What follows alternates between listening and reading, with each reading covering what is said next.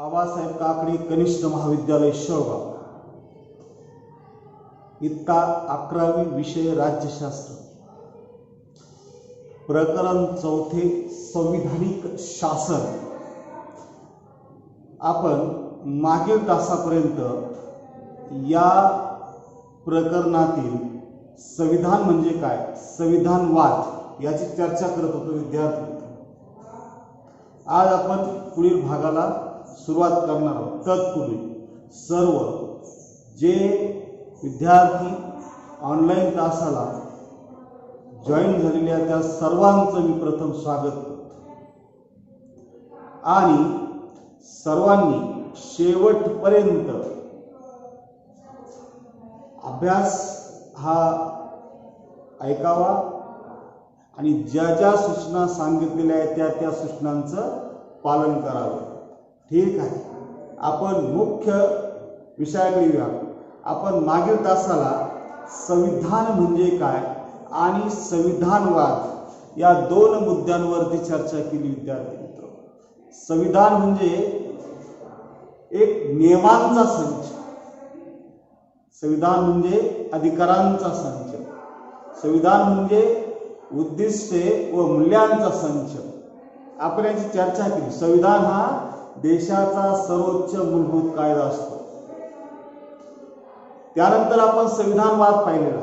संविधानवाद म्हणजे शासनाच्या अधिकारावर नियंत्रण असणे होय। कारण कोणतेही शासन जर अमर्यादित अनियंत्रित अधिकार भोगत असेल तर ते शासन हुकुमशाही बनण्याचा धोका असतो।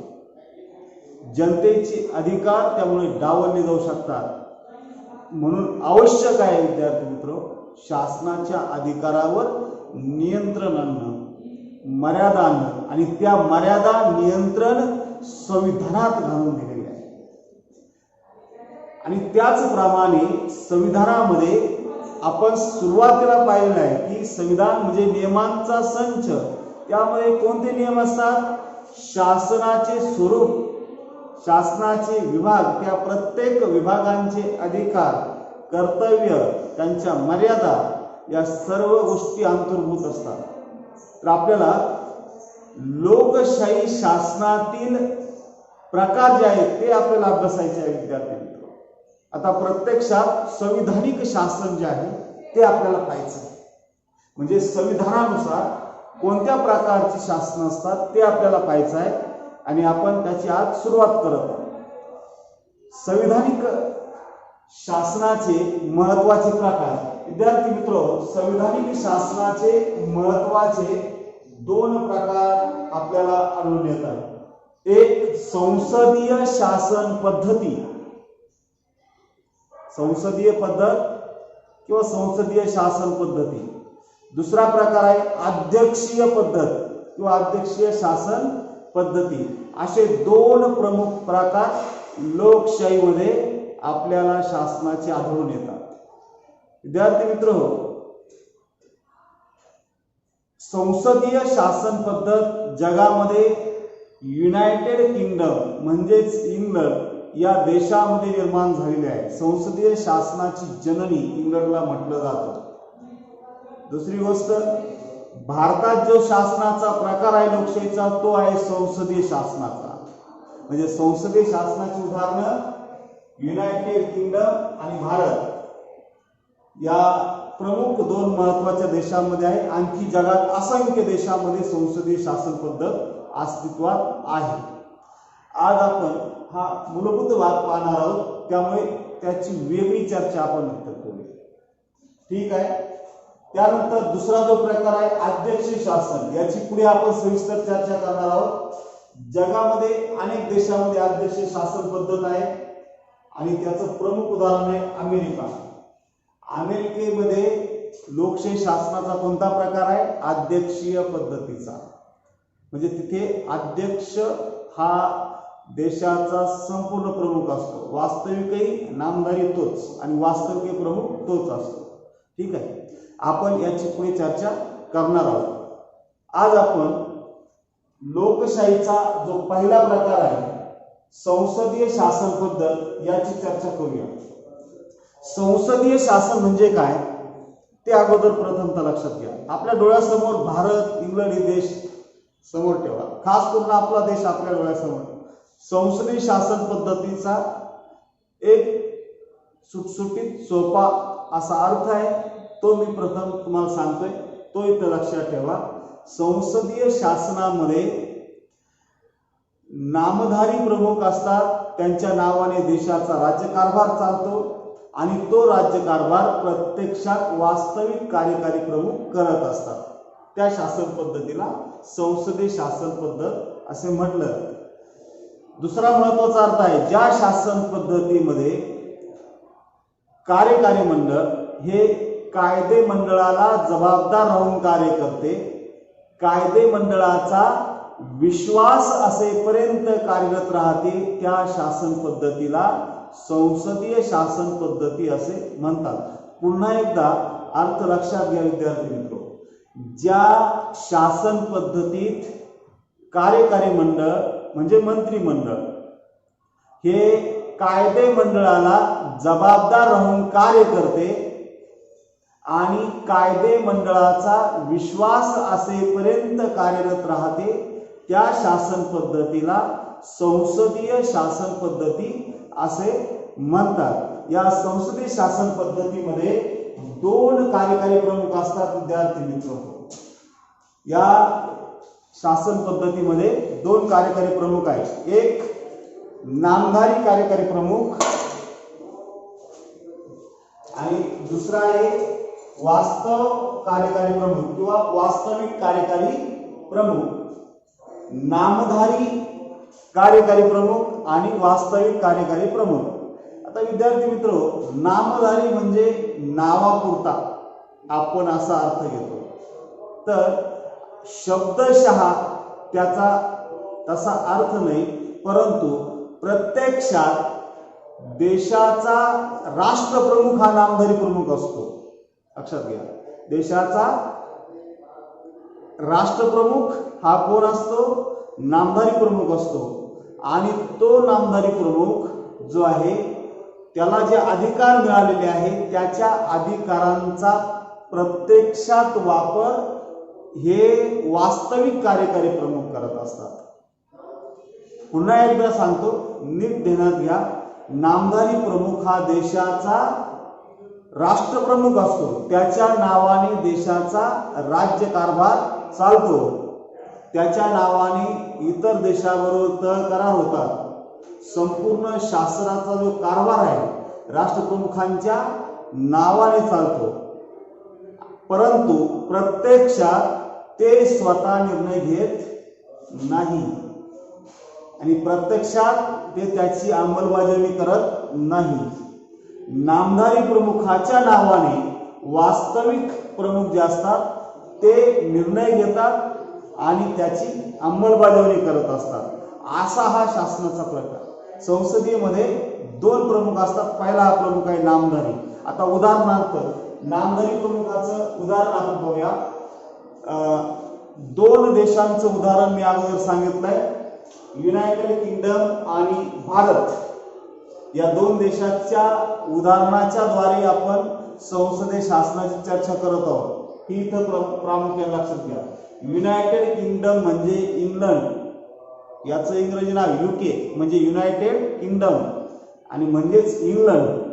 इंग्लंड देशामध्ये संसदीय शासनच नाही, लोकशाहीचा जन्म झालेला आहे विद्यार्थी मित्र. आणि संसदीय शासनाची जननी सुद्धा कोण आहे?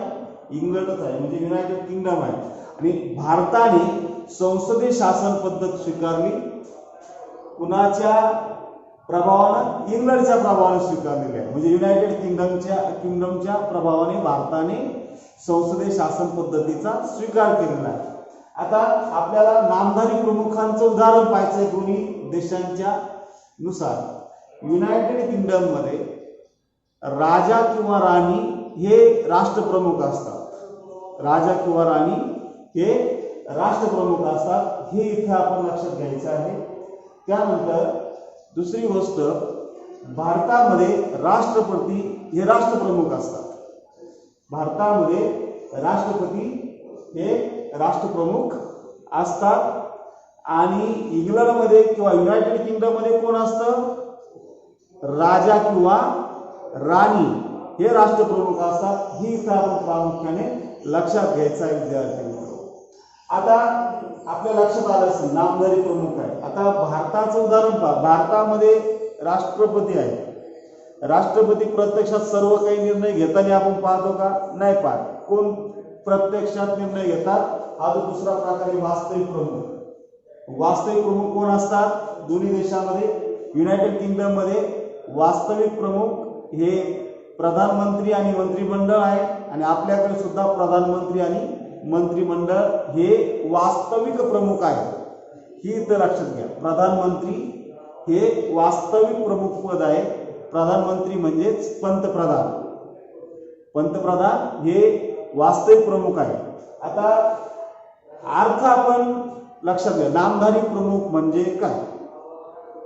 जर आपल्याला लिहायचं असेल नामधारी प्रमुख म्हणजे काय, तर सरळ सरळ त्याचा अर्थ आहे देशाचा राज्यकारभार ज्यांच्या नावाने चालतो, जे घटनात्मक राष्ट्राचे प्रमुख आहे त्यांना नामधारी प्रमुख असे म्हणतात. आणि वास्तविक प्रमुख नामधारी प्रमुखांच्या नावाने देशाचा प्रत्यक्षात राज्यकारभार जे प्रमुख करतात ते वास्तविक प्रमुख. उदाहरणार्थ भारतामध्ये प्रधानमंत्री आणि युनायटेड किंगडम मध्ये प्रधानमंत्री हे राष्ट्रप्रमुख प्रत्यक्षात देशाचा राज्यकारभार करतात. म्हणून इथं संसदीय शासनाचं वैशिष्ट्य काय होतं? दोन कार्यकारी प्रमुख असतात. संसदीय शासनाचं वैशिष्ट्य आहे दोन प्रमुख आहे देशाला. एक घटनात्मक नामधारी प्रमुख आणि दुसरे वास्तविक कार्यकारी प्रमुख. आता आपल्या लक्षात आलं असेल घटनात्मक नामधारी प्रमुख कोण आहे? इंग्लंडमध्ये राजा किंवा राणी आणि भारतामध्ये राष्ट्रपती हे घटनात्मक किंवा नामधारी प्रमुख आहेत. आणि वास्तविक प्रमुख युनायटेड किंगडम मध्ये आणि भारतामध्ये कोण आहे? प्रधानमंत्री आहेत आणि त्यांच्या बरोबर असणारं त्यांचं मंत्रिमंडळ हे प्रत्यक्षात निर्णय घेतात आणि त्याची अंमलबजावणी आपल्या प्रशासकीय यंत्रणेमार्फत करत असतात. लक्षात आलं? फार अवघड नाही, सोपा भाग आहे. हे इथं लक्षात ठेवा. आणि हा अभ्यासक्रम स्पर्धा परीक्षांना पण विद्यार्थी मित्र विचारला जात असतो, ते इथं आपण ध्यानात घ्यायचं आहे. त्यानंतर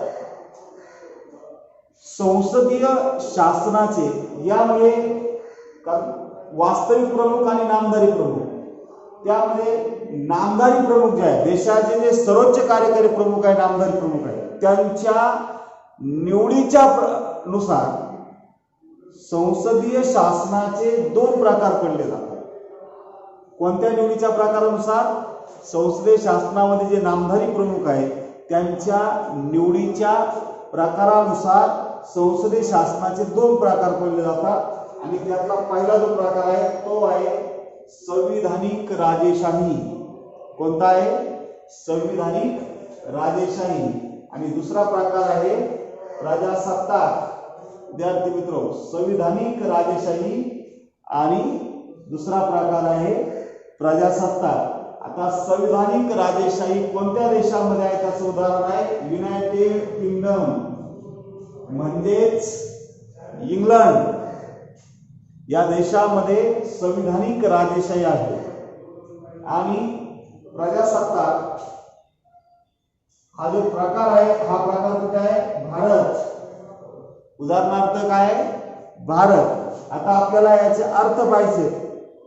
नेमकी राष्ट्रप्रमुखांची निवड कशी होते त्याची चर्चा या ठिकाणी करायची. आता संविधानिक राजेशाही संसदीय शासनाचा हा प्रकार आहे. लोकशाहीचे प्रकार आपण पाहतोय त्यामधला पहिला प्रकार पाहतोय संसदीय पद्धत आणि दुसरा प्रकार अध्यक्षीय पद्धत आहे, तो नंतर आपण चर्चा करणार आहोत. आणि संसदीय पद्धतीमध्ये आपण पाहिलंय की दोन कार्यकारी प्रमुख असतात आणि जे देशाचे प्रमुख कार्यकारी प्रमुख आहेत नामधारी प्रमुख त्यांच्या निवडीच्या प्रकारानुसार स्वरूपानुसार संसदीय शासनाचे आणखी दोन प्रकार पडतात आणि ते दोन प्रकार म्हणजे संविधानिक राजेशाही आणि प्रजासत्ताक. त्यांची उदाहरणं मी आता पाहिली. संविधानिक राजेशाही कुठे आहे? युनायटेड किंगडम मध्ये आहे. आणि प्रजासत्ताक हा प्रकार कुठे आहे? भारतामध्ये आहे. मग आता आपण पहिला प्रकार त्यामध्ये अभ्यासूया, संविधानिक राजेशाही. त्याला मर्यादित राजेशाही देखील म्हटलं जातं. विद्यार्थी मित्र, इंग्लंडमध्ये लोकशाहीची सुरुवात होण्यापूर्वी राजेशाही होती. लक्षात ठेवा, आपण मागे पण थोडी चर्चा केलेली आहे त्याची. राजेशाही होती इंग्लंडमध्ये. 1688 मध्ये लोकशाहीची प्रस्थापना झाली. म्हणजे राजाने काही अधिकार जे आहे लोक निर्वाचित प्रतिनिधींना दिले.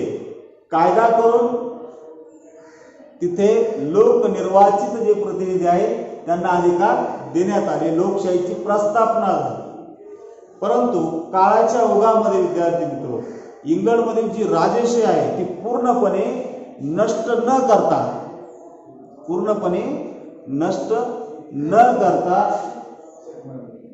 आपले जे राजपद आहे ते त्यांनी अबाधित ठेवून लोकशाहीची प्रस्थापना केली. आणि म्हणून तिथे हा प्रकार काय झाला, संविधानिक राजेशाहीचा. म्हणजे राजपद 100% नष्ट केलं नाही, कारण इंग्लंडमध्ये लोकांच्या भावना आपल्या राजावर तेवढ्याच होत्या ज्या आपल्या राष्ट्रावर आहे. राजाच्या प्रती त्यांच्या मनामध्ये तेवढाच आदर होता. म्हणून त्यांनी पूर्ण राजपद, कारण आपण जर लोकशाहीची व्याख्या केली तर सरळ काय अर्थ होतो माहिती सगळ्यांना, पाठीमागे मी सांगितलेलं आहे आणि आपण नेहमी ते ऐकत पण आलेलं असतात. भारताचे प्रशासनाकडे पाहिल्यानंतर लोकशाहीचा अर्थ आपल्या लक्षात येतो. लोकशाही म्हणजे लोकांनी लोकांच्यासाठी चालवलेले शासन. लोकशाहीमध्ये लोकांचे प्रतिनिधी जे असतात ते राज्यकारभार करतात. पण इथं मात्र काय, राष्ट्रप्रमुख कोण आहे, राजा किंवा राणी. लक्षात ठेवा, संविधानिक राजेशाहीमध्ये राजा किंवा राणी हे राष्ट्रप्रमुख आहेत. ते नामधारी प्रमुख आहेत. त्यांच्या नावाने देशाचा राज्यकारभार चालतो. परंतु प्रत्यक्षात राज्यकारभार करण्यासाठी वास्तविक कार्यकारी प्रमुख प्रधानमंत्री यांची नेमणूक केलेली असते. इंग्लंडमध्ये संविधानिक राजेशाही आपल्याला दिसते. पूर्ण राजपद नष्ट केलेलं नाही, हे इथं लक्षात ठेवा. म्हणजे आपल्या लक्षात येईल की इंग्लंडमध्ये राजेशाही नष्ट का नाही झाली, कारण त्यांनी तशा कायद्यात तरतुदी ठेवलेल्या आहेत. इंग्लंडचा राजा किंवा राणी हे राज्यप्रमुख असेल. आणि मग आता तुम्ही म्हणाल, हे जे राष्ट्रप्रमुख आहे राजा किंवा राणी ते सत्तेवर कसे येतात? साधं गणित आहे. आपल्या देशात तर राजेशाहीच होती पूर्वी, जशी इंग्लंडमध्ये होती तसं जगामध्ये पहिला जो शासनाचा प्रकार असतो त्याला विद्यार्थी मित्र तो राजेशाही स्वरूपाचा होता. राजा हा देशाचा प्रमुख असायचा. लोकांच्या निष्ठा या राजाला वाहिलेल्या असायच्या. राजाप्रती असायचा आणि राजा जनतेला संरक्षण देऊन जनतेची सेवा करत असायचा. पण आता चांगले राजे, वाईट राजे अशी इतिहासामध्ये अनेक चांगले वाईट राजे होऊन गेलेले आहेत.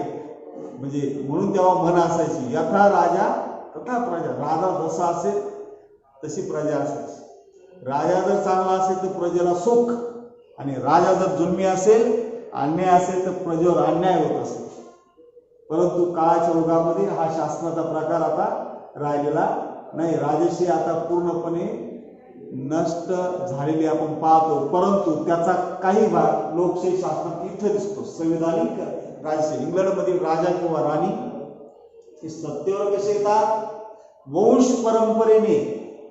आपल्या देशात सगळ्यांना माहिती आहे, वंश परंपरेने सत्तेवर येतात. म्हणजे काय, राजा किंवा राणीचा जो ज्येष्ठ मुलगा किंवा मुलगी आहे, इथं त्यांनी बदल केलेला आहे. मुलगा किंवा मुलगी जो ज्येष्ठ असेल तो.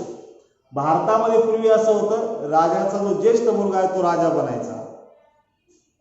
परंतु आता इथं मात्र तसं नाही. इथं राजाचा किंवा राणीचा जो ज्येष्ठ मुलगा किंवा मुलगी आहे ते राजपद त्यांना मिळतं. म्हणजे वंश परंपरेने राजघराण्यातीलच व्यक्ती हा संविधानिक राजेशाहीमध्ये शासन प्रमुख बनू शकतो. उदाहरणार्थ इंग्लंड. आता इंग्लंडमध्ये कोण राजप्रमुख आहे, राज्यप्रमुख आहे? इंग्लंडमधील राणी आहे, राणी एलिझाबेथ दुसरी. कोण आहे प्रमुख? राणी एलिझाबेथ दुसरी ही राज्यप्रमुख आहे. आणि प्रत्यक्षात त्यांच्या अधिकारांचा जो वापर आहे तो कोण करते? लोक निर्वाचित प्रधानमंत्री आणि मंत्रिमंडळ. म्हणजे तिथे लोकांनी निवडून दिलेले जे सदस्य आहे आणि तिथेही संसदेची 2 सभागृह आहेत, त्याची पुढे मी चर्चा करणार आहे. संसदेमध्ये इंग्लंडच्या ज्या पक्षाला बहुमत मिळतं त्या पक्षाचा नेता हा प्रधानमंत्री बनतो आणि त्यांचं सरकार अस्तित्वात येतं, मंत्रिमंडळ अस्तित्वात येतं आणि ते प्रत्यक्षात राज्यकारभार करतात. पण राज्यप्रमुख कोण असतं? राजा किंवा राणी. ही मर्यादित राजशाही स्वरूपाचं उदाहरण आहे. दुसरा जो प्रकार आहे विद्यार्थी मित्र तो आहे प्रजासत्ताक राज्य. भारत एक प्रजासत्ताक गणराज्य आपल्याला माहिती आहे. आता प्रजासत्ताक राज्यामध्ये काय होतं? प्रजासत्ताक राज्य म्हणजे काय? ज्या राज्यामध्ये राज्यप्रमुख हे लोकांनी निवडून दिलेले असतात त्या शासन प्रकाराला प्रजासत्ताक असे म्हटले जाते. साधं सोपं आहे. आणि संविधानिक राजशाहीमध्ये ज्या संविधानिक पद्धती ज्या संसदीय शासन पद्धतीमध्ये राज्यप्रमुखांची निवड ही वंश परंपरेने होते त्याला मर्यादित किंवा संविधानिक राजशाही असे म्हणतात. आणि या उलट प्रजासत्ताक ज्या संसदीय शासन पद्धतीमध्ये राज्यप्रमुखांची निवड ही जनतेद्वारे होते किंवा जनतेकडून होते त्याला प्रजासत्ताक असं म्हटलं जातं. आता इथं प्रजासत्ताक गणराज्यामध्ये राज्यप्रमुख कोण असतात? तर ते असतात, भारतामध्ये विचार केला तर राष्ट्रपती.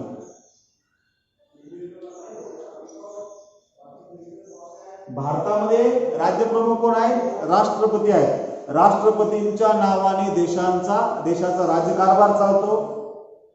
राष्ट्रपतींच्या नावाने इतर देशांबरोबर करार केले जातात. देशाचे संविधानिक प्रमुख कोण आहेत? राष्ट्रपती आहेत. आणि भारताच्या राष्ट्रपतींची निवड कशी होते विद्यार्थी मित्र?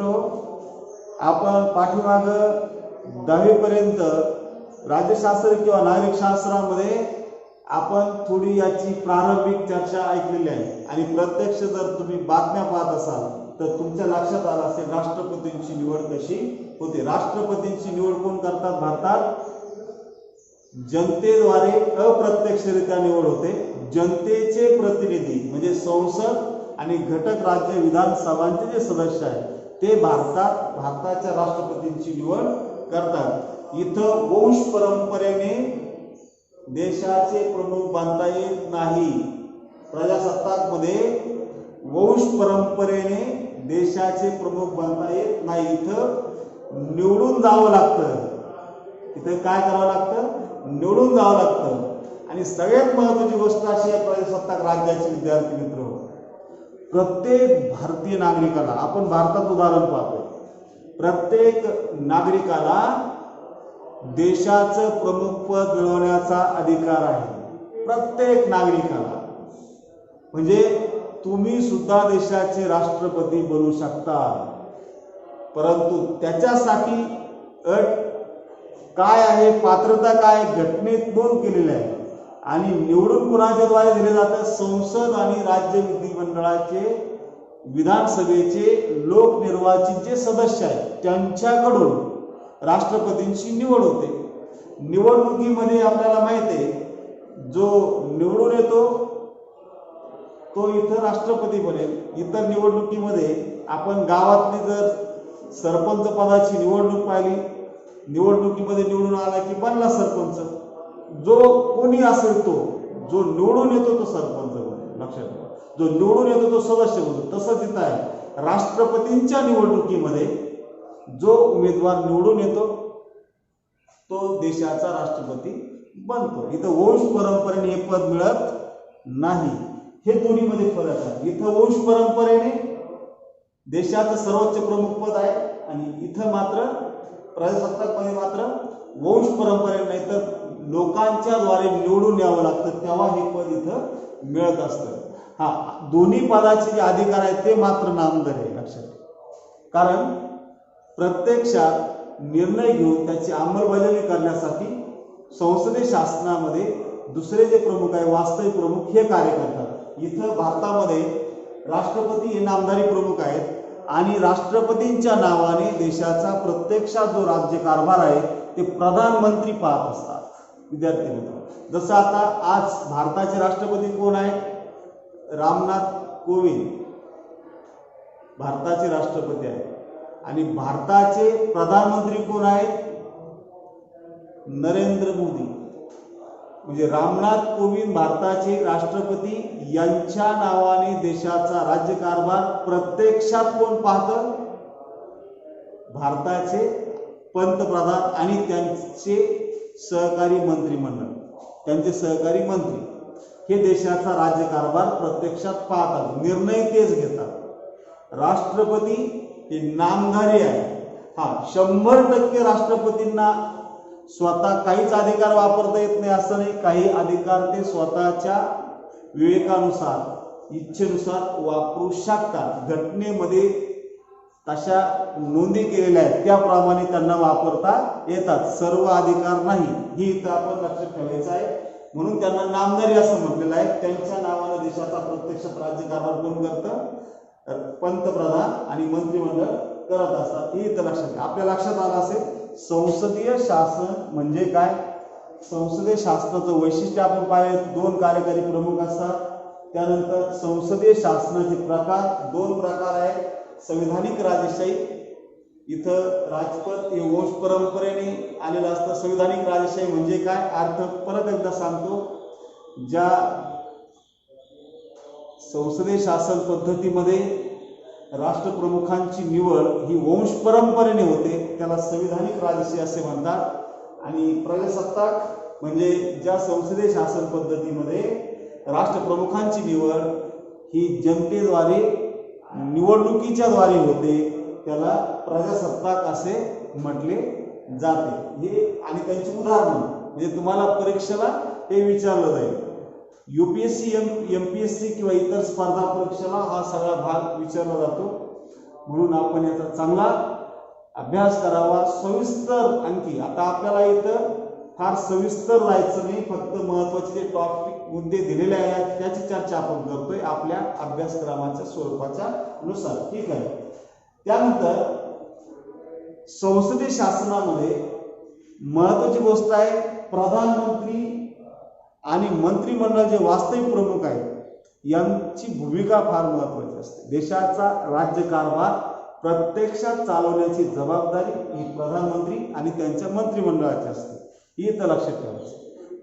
संपूर्ण मंत्रिमंडळ हे कायदेमंडळाला जबाबदार असतं. कायदेमंडळाचा विश्वास असेपर्यंत सत्तेवर राहतं. विद्यार्थी मित्र, ही इथं प्रामुख्याने आपण लक्षात घ्यायचं. आणि कायदेमंडळाने अविश्वास व्यक्त केला तर संपूर्ण मंत्रिमंडळ बरखास्त होतं पंतप्रधानासह. ही इथं आपण लक्षात ठेवू. म्हणजे जोपर्यंत कायदेमंडळामध्ये मंत्रिमंडळाला विश्वास आहे तोपर्यंत सत्तेवर राहता येतं. आता हे जे सरकार आहे, प्रधानमंत्री, मंत्रिमंडळ, त्याला आपण काय म्हणतो? एक सरकार.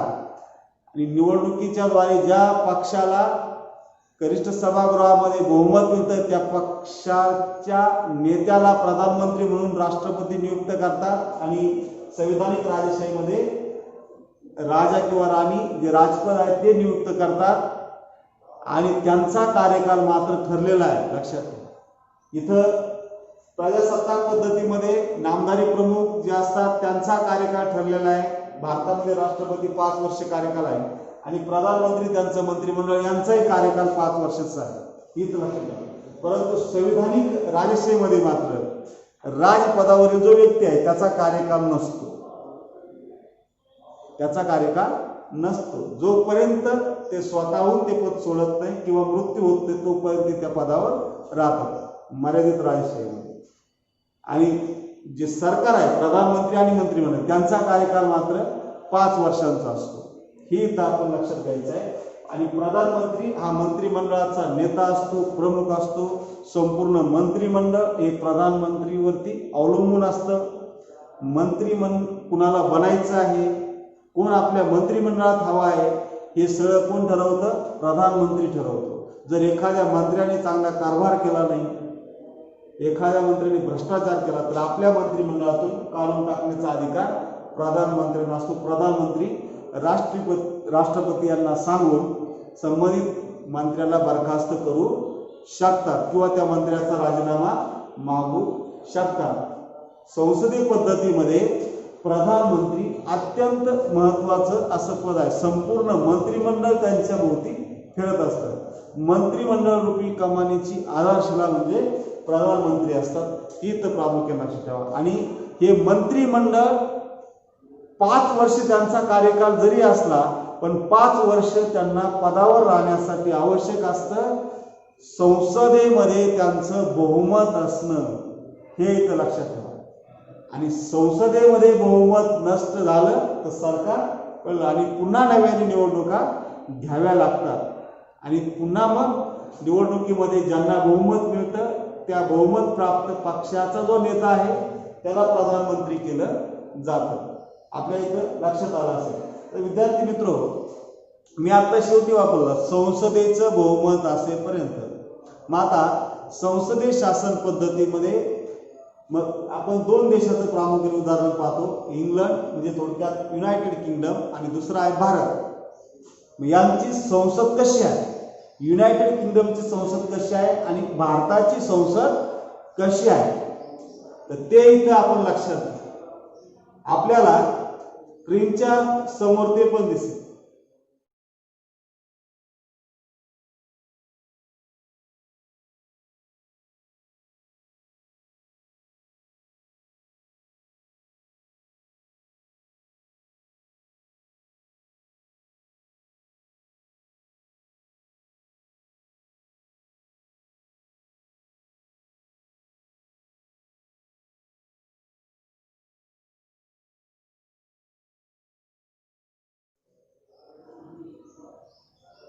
संविधानिक राजेशाही असलेला देश आहे इंग्लंड म्हणजेच युनायटेड किंगडम.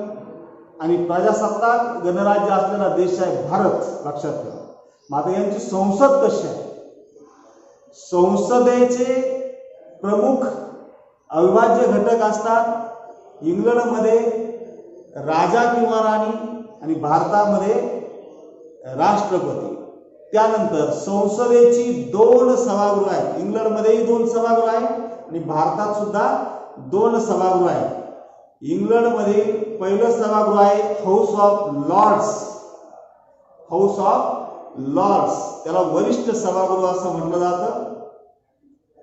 त्यानंतर दुसरं सभागृह आहे तिथे house of Commons. House of Commons मध्ये जनतेने निवडून दिलेले प्रतिनिधी असतात इंग्लंडमध्ये.